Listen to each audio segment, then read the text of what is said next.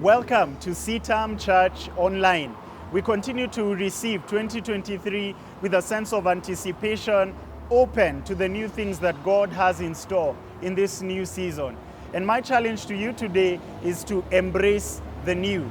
Embracing the new requires that you and I let go of the old, because oftentimes we have hands that are clenched. We have fists that hold ever so tightly to the things that have happened in yesteryears. It could be the previous year, it could be the difficulties that you went through. Perhaps you went through a breakup and you're struggling to pick yourself up, pick up the pieces, and to move forward, forge ahead into all that God has in store for you. It could be that you lost a job and you're struggling to even apply. You're struggling to be able to forge ahead to new things. I want to challenge you to embrace the new by pointing us to an example in the scriptures.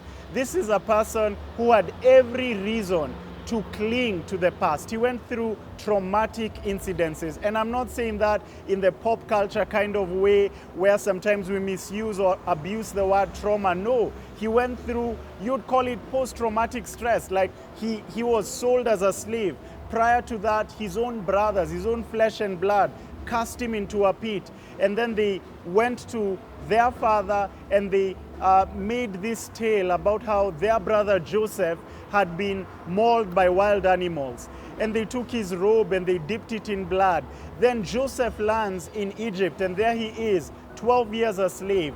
And even as a slave, he's falsely accused. He undergoes sexual harassment because of Mrs. Potiphar. Joseph was a person who had every reason to cling to the past. And maybe you relate with him. But Joseph, at the tail end of his life, embraces the new.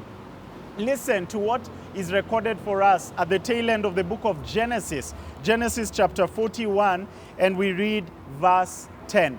We see how Joseph is now blessed with his own family. He's a father, and he names his child Manasseh, his firstborn. Why does he name him Manasseh?